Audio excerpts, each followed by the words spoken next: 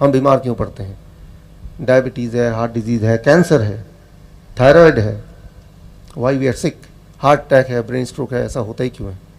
क्या हम कुछ कर सकते हैं इस वक्त राइट नाउ कि वो सब ना ही हो और जो बीमार है वो ठीक हो जाए? आपको जान के ताज्जुब होगा, God has made our body in such a manner, इस तरह से बनाया है कि हमारे अंदर वो एनर्जी, वो ताकत दी है जिसको हमें यूज़ करना है। ब्लड प्रेशर की बात करते हैं थोड़ा सा।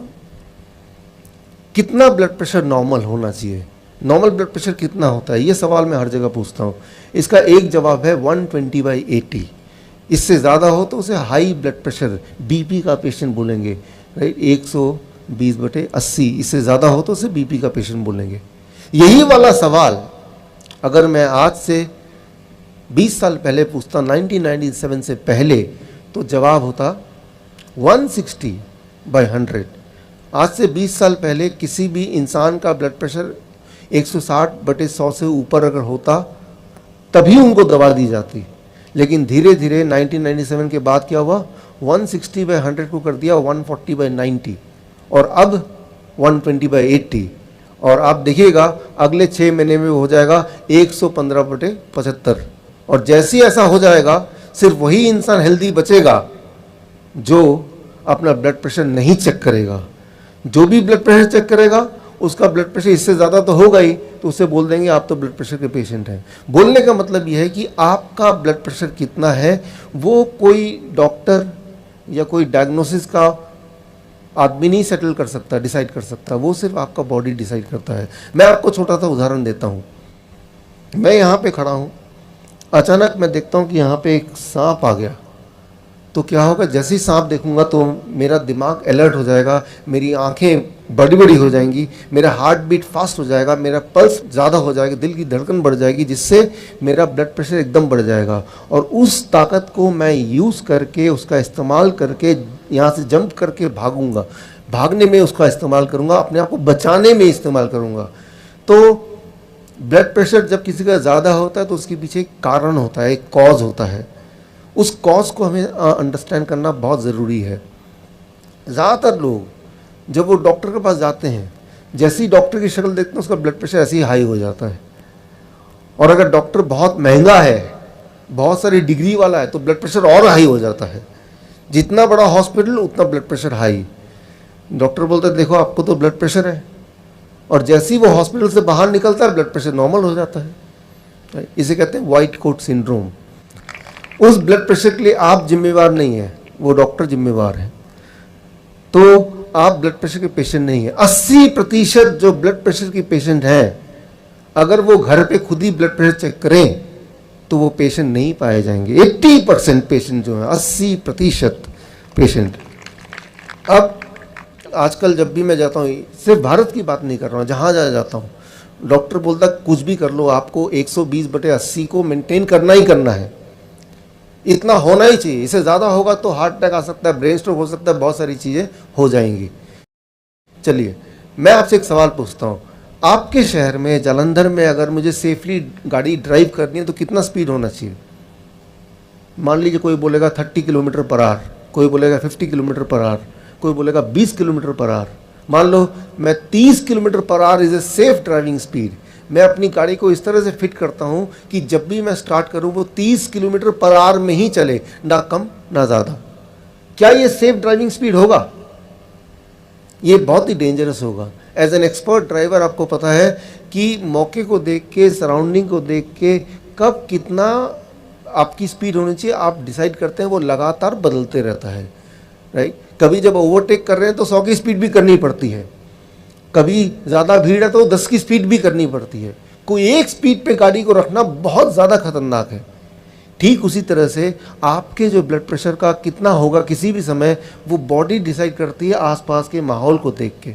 मान लीजिए मैंने कुछ ऐसा किया अपने बॉडी के साथ, किसी के कहने पे कि ब्लड प्रेशर 120/80 होना चाहिए, तो मैंने कुछ ऐसा भिड़ाया, ऐसा जुगाड़ कि मेरा बॉडी का प्रेशर 120/80 रहने लगा, कुछ भी हो जाए चाहे, तो मेरा रिएक्शन कैसा होगा? मैं देखूंगा वहाँ सांप आ रहा है, लेकिन मेरा ब्लड प्रेशर कितना है? 120/80। अगर ये इतना ही रहेगा तो मेरा रिएक्शन सांप आ रहा है, कोई बात नहीं, आने दो। तो समझने की कोशिश कीजिए, मेरे अंदर जो वो एक भय या अलर्टनेस या लड़ना है या भागना है, वो जो भाव है वो नहीं आएगा। तो गॉड ने हमें जो ये एक ड्राइवर बिठाया हमारे बॉडी के अंदर, वो ड्राइवर लगातार बताता है कि भाई एक एक्सपर्ट ड्राइवर कि कितना ब्लड प्रेशर होना चाहिए, कितना ब्लड शुगर होना चाहिए, उससे छेड़छाड़ करने की ज़रूरत नहीं। वो जो ड्राइवर है वो ड्राइवर बहुत ही ज़्यादा अलर्ट ड्राइवर है और बहुत ही ज़्यादा स्किलफुल ड्राइवर है, राइट। सो मतलब ये कि अगली बार जब आप हॉस्पिटल जाएंगे, जैसे ही डॉक्टर को देखेंगे ब्लड प्रेशर ज़्यादा हो गया, तो मतलब आपका बॉडी बोल रहा है भागो यहाँ से, निकल लो यहाँ से। जैसे ही आप बाहर निकले ब्लड प्रेशर नॉर्मल हो गया। तो मैं आपको ये बताना चाह रहा हूँ, पहले डायबिटीज़ की बात की, अब ब्लड प्रेशर की बात कर रहा हूँ, कि आपका जो भी ब्लड प्रेशर है वो आपकी बॉडी डिसाइड करती है बहुत सारी चीज़ों को देखते हुए।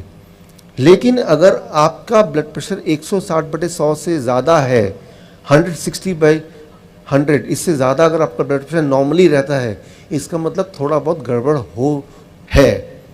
लेकिन उसको कम कैसे करें, उसको कम करने का तरकीब मैं आपको बताऊंगा थोड़ी देर में, और 1-2 दिन में वो कम हो जाएगा और कम रहेगा भी, राइट। सो अदरवाइज़ जो ब्लड प्रेशर अगर 160/100 से नीचे नॉर्मली रहता है, तो फिर वो 140 हो या 130 हो, नॉर्मली रहता है। नॉर्मली मीन्स पूरा दिन भर में। कभी एक बार कभी चिंता में है, कहीं लेट हो रहे हैं, किसी से थोड़ा झगड़ा हो गया है, उस वक्त बॉडी एज ए रिएक्शन आपका ब्लड प्रेशर बढ़ाएगा ही, राइट। तो या कोई ऐसा आदमी जिसको आप पसंद नहीं करते, जब वो पास में दिखेगा तब भी थोड़ा बढ़ जाएगा, तो उसको हाई ब्लड प्रेशर नहीं बोलेंगे। मैंने तो यही देखा है कि 80% लोग उनको दवा यूं ही ले रहे हैं क्योंकि किसी ने बता दिया कि आपको लेना चाहिए, जबकि वो दवा उनको लगातार नुकसान करते जा रही है। दवा लेने के बाद क्या होता है, दवा लेने के बाद दवा लेने का सिलसिला शुरू हो जाता है। एक बड़ी अच्छी इंटरेस्टिंग बात है दवा बेचने वालों के लिए, कोलेस्ट्रॉल की दवा लेंगे तो कुछ दिन बाद ब्लड प्रेशर की गोली खानी ही पड़ेगी। कोलेस्ट्रॉल की दवा का साइड इफेक्ट है वो ब्लड प्रेशर बढ़ा जाता है, और उसके कुछ दिन बाद डायबिटीज़ की दवा लेनी ही पड़ेगी क्योंकि उसका साइड इफेक्ट है वो शुगर को भी बढ़ा जाता है। यानी कि आप एक दवा शुरू करते हैं, फिर 2, फिर 3, और ये तो नॉर्मल बात है हर एक के लिए। कोई भी इंसान आप में से ऐसा नहीं होगा जो सिर्फ एक दवा लेता हो। एक से शुरुआत होती है लेकिन वो बढ़ती जाती है। तो यहाँ मैं सिर्फ इतना ही बोलना चाह रहा हूँ कि जब भी आप अगली गोली लें तो आप ज़रा सोचिए क्या वाकई में मुझे इसकी ज़रूरत है, राइट। अगर ज़रूरत है तो क्या गोली से काम चलेगा, या गॉड का बनाया हुआ कुछ और है जो वही वाला काम करेगा जो गोली करती है बिना किसी साइड इफेक्ट के, तो वो क्या है।